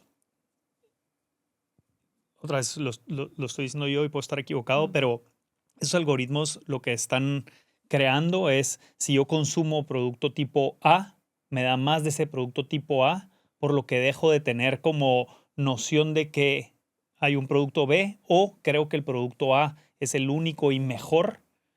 Y entonces por eso polarizar. Y creo que empezamos a verlo en la sociedad como más opiniones de blanco y negro, sin tantos matices, que creo que la vida son matices de grises, no blanco y negro.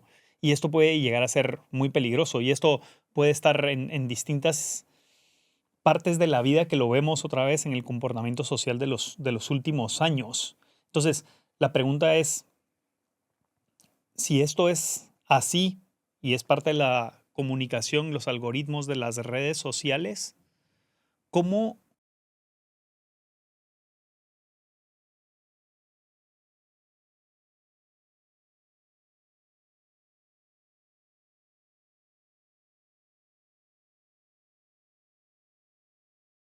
de tú, Anaís, cómo lo ves? Y luego cómo Google trabaja esto para ser responsable, que sabemos que lo es, pero cómo ayuda a no polarizar Mm. las cosas.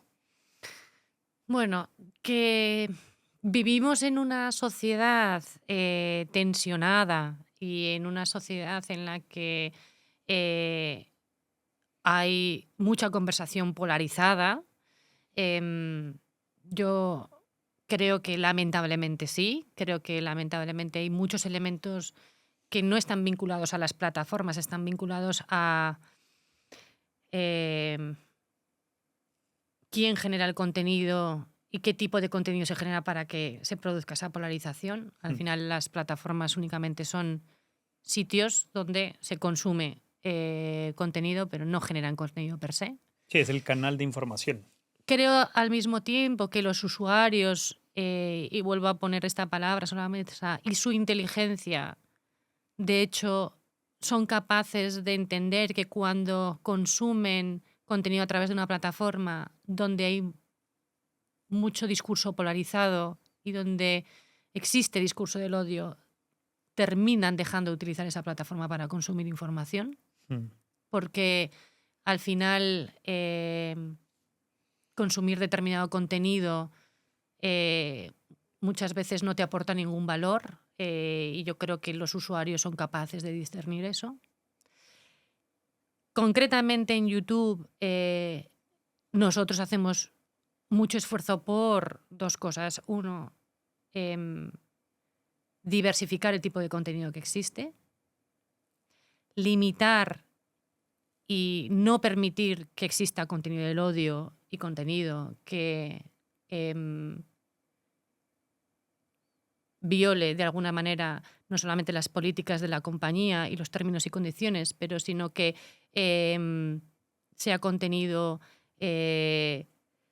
que sea perjudicial para los usuarios, bien porque haya violencia explícita, bien porque hay discurso de odio, bien porque haya racismo, etc. Eso no se permite. Dicho esto, cuando se produce, hay mecanismos para que los propios usuarios lo notifiquen y nosotros lo retiramos. Una vez analizado, y además aquí entra un valor interesante, que no es solamente tecnológicamente analizado, sino también humanamente analizado.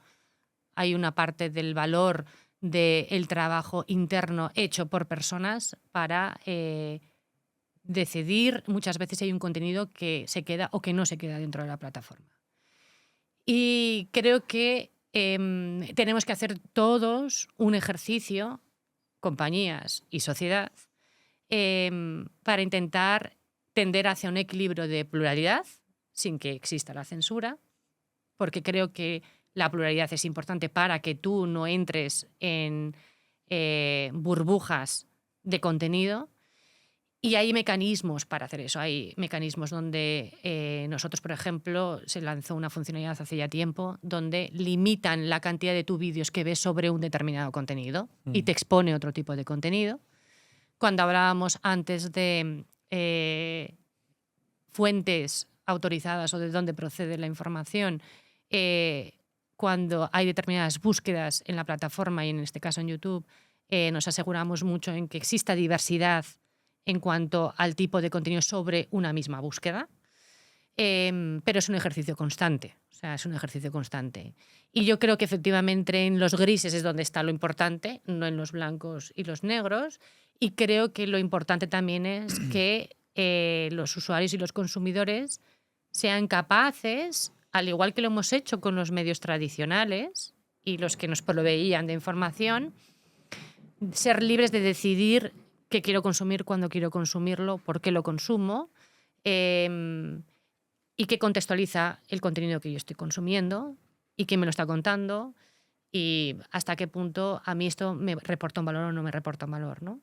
Y creo que en YouTube concretamente, bueno, creo que YouTube, en un informe que sacábamos hace poco sobre los jóvenes y el consumo en YouTube, el 70% de los jóvenes utiliza YouTube para aprender. Entonces, bueno, hablamos muchas veces del consumo del contenido como un contenido siempre polarizado, un contenido altamente político, con una carga X.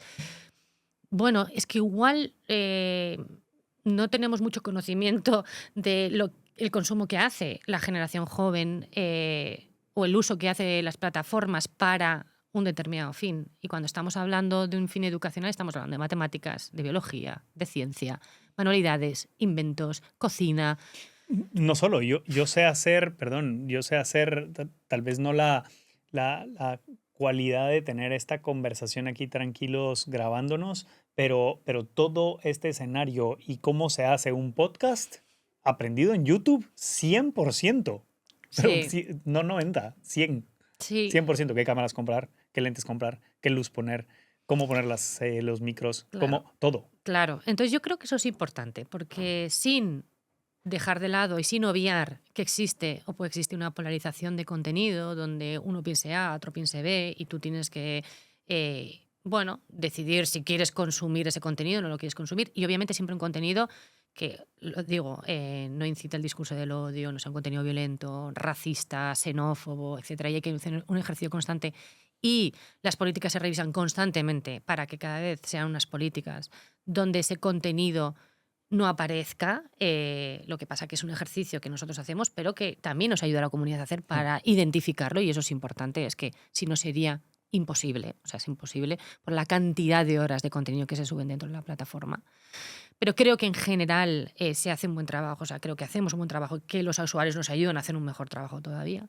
Creo que en esa variedad es donde reside una esencia maravillosa y en esa capacidad de que tú puedas encontrar todo aquello que quieras en función de lo que necesitas. Necesitas aprender, necesitas montar un estudio, necesitas aprender a cómo hacer un buen café.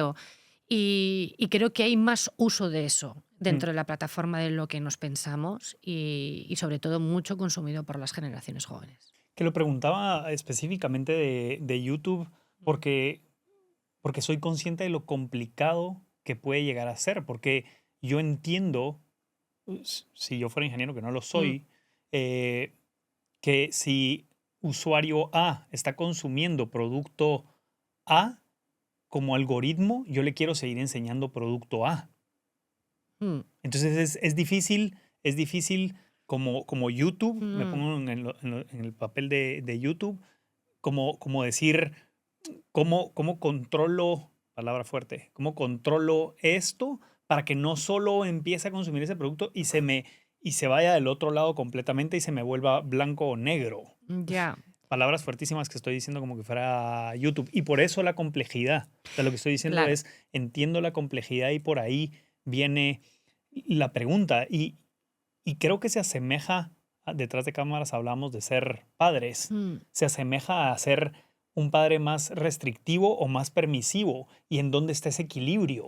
Pues mira que yo creo que el símil es muy interesante porque creo varias cosas. Una, que se trabaja mucho en los algoritmos para que los algoritmos evolucionen, aprendan y realmente generen patrones donde tú, de alguna manera, frente a las búsquedas y a las palabras clave que el usuario ha metido, seas capaz de ofrecerle un contenido diverso. O sea, eso no es inviable y de hecho se trabaja mucho sobre eso para efectivamente que haya múltiples tipos de contenido que tú le ofrezcas cuando Mm. hace una búsqueda. Y creo que luego hay una parte muy interesante sobre cómo trabajamos en productos y soluciones para, no, no diría restricción, pero comprensión y control, sobre todo más enfocado a la gente joven, del tipo de contenido que consumen. Nosotros ya hace años lanzábamos Family Link, que permite entender qué tipo de aplicaciones utiliza tu hijo o tu hija, cuánto tiempo está encendiendo o utilizando o no esas aplicaciones, cuántas veces enciende el móvil, cuántas veces la apaga. Es decir, cómo controlas el uso, consumo que hace del tanto del dispositivo como de aplicaciones o de contenido que llevan plataformas. Em, Tienes además incluso la posibilidad de una experiencia controlada dentro de YouTube para controlar qué tipo de contenido sí, qué tipo de contenido no, etcétera. O sea, existen muchas formas de tú saber y tú poder controlar de qué manera una persona, un niño, una persona joven hace uso de la tecnología. Pero luego creo que hay un tema clave aquí en todo esto y sobre todo más en la parte de la educación padres, hijos, hijas, ¿no? Uno es generar un escenario de confianza y de conversación sobre el nuevo mundo en el que vivimos, ¿no? Y al igual que antes se conversaba sobre cómo estábamos en el instituto y qué nos pasaba en el instituto, en la clase, con nuestros amigos, nuestras amigas, nuestra pareja, etcétera, ¿no? Y bueno, tenías que tener un escenario de confianza donde tú poder trasladarle eso a alguien, a tus padres o a quien fuera, una persona mayor, un tutor. Creo que hay que empezar a tener esas conversaciones con nuestros hijos y nuestras hijas lo más pronto posible, porque em, reside en uno, la confianza que se genere por ambas partes para que a mí me cuente esa persona pues qué contenido está consumiendo, por qué lo está consumiendo, voy a consumirlo contigo, voy a interesarme porque a ti te interesa ese contenido, ¿no? Y yo darme cuenta de bueno, igual es que aquí hay un elemento de interés para que mi hijo esté consumiendo, por ejemplo, no lo sé, cómo generar un estudio de grabación, igual es que le interesa de repente ponerse a hacer algo, ¿no? Em, y también porque creo que luego yo como padre o como madre tengo que hacer un trabajo y un esfuerzo por entender cómo funciona la tecnología. Es decir, yo no me puedo poner a tener una conversación con mi hijo o con mi hija sin saber yo cómo funciona esa tecnología. Y yo creo que esta es la parte un poco más abrumadora de todo. Es el tiempo que yo tengo que invertir como educador o como educadora para tener una conversación con mi hijo, incluso mostrarle a mi hijo muchas veces cuáles son los límites de esa tecnología, cuáles son los riesgos de esa tecnología, en qué manera se aplica. Entonces, como efectivamente yo esto no lo puedo hacer todo el tiempo y no hace falta que yo tenga el agobio de tener que hacerlo todo el tiempo porque la tecnología va muy rápido, sí que creo que es importante ese escenario de confianza. Y que mi hijo o mi hija me pueda venir y decirme, Mm. pues mira, he utilizado esta aplicación, mira lo que he creado. Y entonces yo abro una conversación. ¿Y con qué la has creado? ¿Y cómo la has hecho? Pues vamos a averiguar de dónde viene esto. Y creo que eso es fundamental para las futuras generaciones, o sea, las que vienen, ¿no? Las que están ahora viviendo en eso, pero también las que vienen, las que nos vendrán. Y bueno, al igual que mis padres estuvieron tiempo conmigo y me ayudaban y me recomendaban libros o películas o pasaba tiempo con ellos simplemente hablando, creo que tenemos que ponernos en el mismo escenario. Es un reto, pero es que tener un hijo o una hija a la que criar también es un reto. Y creo que hay que invertir tiempo. Si queremos realmente que tengan un conocimiento de un uso de la tecnología o de un consumo del contenido responsable. Porque es su responsabilidad también. Ellos van a ser creadores de la tecnología, van a ser innovadores, van a opinar sobre lo que consumen. Y tú quieres que tengan una opinión formada y que tengan una opinión contrastada. Y todo eso lleva un ejercicio. Pero también lleva un ejercicio de que tú te predispongas a invertir ese tiempo con ellos, ¿no? Y hablamos otra vez un poco de ese pensamiento crítico. Em, Ese pensamiento crítico a veces nace del propio niño, de la propia niña, pero muchas veces es que los padres le inculcan, oye, ¿y has pensado de dónde viene esto? ¿Y por qué viene esto? ¿Y por qué te interesa esto? ¿Y por qué estás siguiendo a este creador y no a esta creadora? Y, bueno, ¿y dónde está esa labor? Que puede ser de los padres, de los profesores y de la sociedad en su conjunto. Gracias, Anaís, porque estamos regresando a un valor esencial en la vida, que creo que en esta plataforma, en 40 y pico, casi 50 episodios grabados, creo que no habíamos hablado tanto, pero el valor de la familia. Es Sí. el valor de la familia dentro de la sociedad, que también se habla mucho y que se ha perdido, tal. Somos trágicos siempre y los más grandes no quiero jugar ese papel de en mi época, cuando yo era Claro. joven, podía, no sé cuánto. Eso es horrible, la verdad que no quiero caer en eso Ujú. con mis hijos, pero creo que estás mencionando ese gran valor de los valores dentro de la familia, de apoyar, de generar confianza. Y luego en la analogía que daba de papá YouTube, Mm, mm, perdón, yo no sé si mm, políticamente correcto decir eso, pero es un gran tecnológico, entonces mm. es parte de ser papá YouTube Claro. tecnológico. Como tú decías, también tiene una responsabilidad sobre cómo transfiere, siendo una plataforma y un canal informativo, pero siendo responsable de cómo transfiere esa información. Y de verdad que no sé si en la conversación con mis preguntas puede sonar como desafiante a papá YouTube, Mm. pero no lo es. Es simplemente admiración, de verdad. Es admiración por lo que Bueno. porque YouTube al final son personas Mm. y Anaís es parte de ese grupo de personas. Me parece fascinante y me parece sumamente complejo. Tal vez por eso lo pongo Sí, tan. es complejo y yo creo que aquí la tecnología nos ayuda muchísimo. O sea, yo creo que el desarrollo de la inteligencia artificial aplicada a identificar ese contenido de que hablábamos, pues que es engañoso, dañino, que me puede incitar al odio, etcétera, nos ayuda mucho a identificarlo, a retirarlo. Estamos hablando de que creo que solamente en 2024, casi medio año, se retiraron 8 millones de vídeos porque el Una locura. contenido no era propicio para estar en la plataforma. Mm. O sea, hay una actividad constante en cuanto a cómo mejoramos lo que hay en la plataforma, y cuando hablo de cómo mejoramos es pues ese contenido de calidad, que no calidad técnica, pero de calidad de contenido, de diversidad, de voces, que sea un espacio de libertad de expresión, que sea un espacio donde eh, tú te puedas sentir que puedes ser tú mismo o tú misma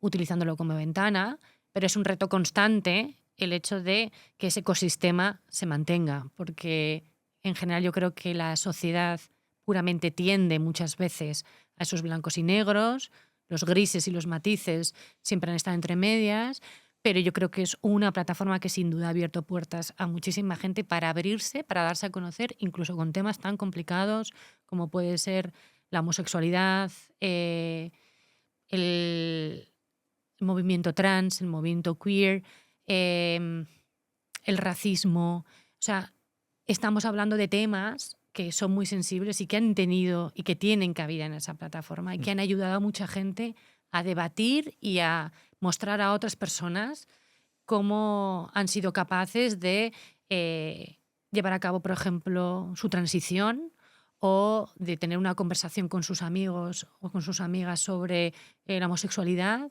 o sobre la religión. Y creo que eso es muy importante y eso es un valor muy importante.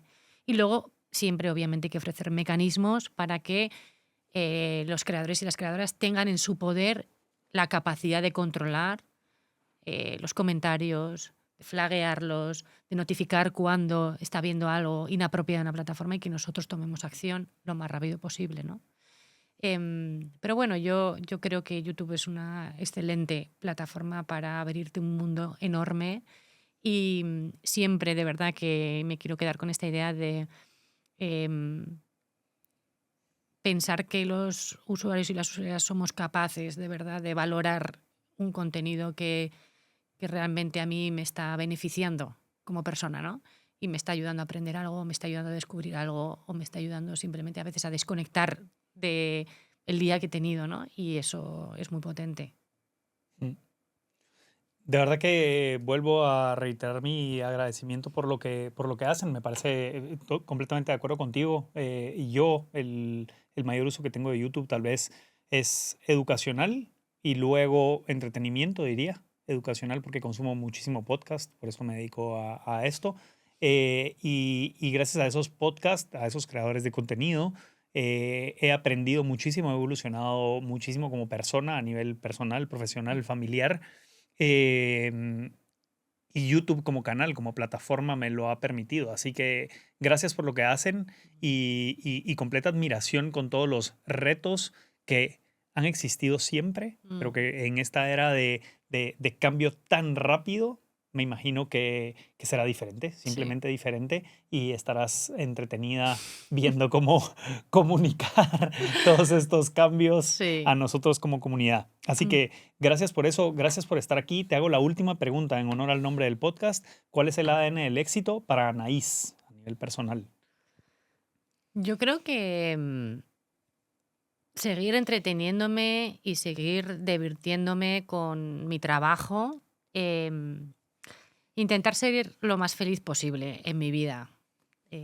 También dejar espacio para a veces la pena, la nostalgia, el sufrimiento, para saber lo que es ser feliz, pero Mm. sobre todo seguir divirtiéndome mucho, que creo que es importante.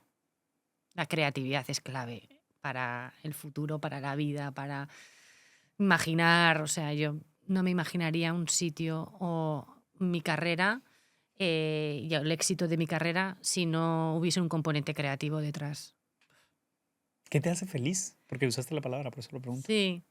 Bueno, pues a mí me hace feliz muchísimas cosas. Me hace feliz mi familia, me hace feliz mis amigas, pasar una tarde con mi madre cuando viene, me hace feliz ir al cine, me hace feliz tantas cosas. Es que para mí la felicidad es estar bien conmigo misma y compartir lo cotidiano con la gente que quiero. O sea, yo no pido mucho a la vida, pero eso no es poco. Compartir lo cotidiano con la gente que quieres no siempre es baladí, ¿no? Hablábamos a veces de las distancias geográficas, de a quién tengo cerca, a quién no tengo. Y yo soy afortunada porque tengo a la gente que quiero cerca. Y para mí eso es fundamental, compartirlo con ellos, reírme con ellos, llorar con ellos también, pelearme, reconciliarme. Para mí todo eso es parte de mi vida y me hace feliz, me hace sentir que estoy viva, que pasan cosas. Sí. ¿Querías una respuesta escueta? No, para nada, para nada. Me estoy dando cuenta, de verdad, por eso te estaba viendo así. No, me estoy dando cuenta que con la respuesta que acabas de dar, te lo prometo que podemos hacer un episodio, otro episodio, te lo juro, de otra temática, nada que ver con lo que hablamos hoy, pero definitivamente otro episodio sobre disfrute, felicidad, porque hablaste, lo pregunté porque cuando utilizaste la palabra felicidad, el principio y el final, tu medio fue la palabra felicidad, pero alrededor Sí, giraba todo disfrutar a través del trabajo. Entonces sí, creí que me ibas a decir mucho como yo soy feliz literalmente haciendo lo que hago trabajando. Creí que claro. esa iba a ser la respuesta. Y te fuiste más al lado personal. Entonces Sí. cambiaste del alrededor que me habías dado de disfrutar felicidad, lo cambiaste al lado personal. Y definitivamente lo que entiendo como mensaje final es toda tu vida. O sea, Claro, es el es equilibrio. muy bonito ver que de verdad que disfrutes de tu trabajo. Porque Mm, yo alucino cuando alguien no está, mm, me ha pasado, pero en ese momento he tomado la decisión de salirme, pero cuando ya no disfruto de algo, a mí no me cuesta mucho en la cabeza entender cómo puedes pasar años trabajando 8 o 10 horas al día en mm. algo que no disfrutas.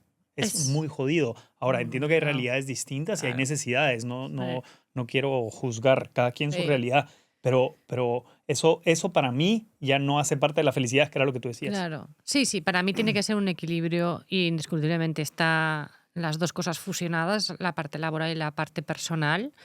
Y si una de las dos no funciona, creo que hay que hacer un trabajo de análisis de qué no está funcionando ahí para ver si puedo cambiarlo.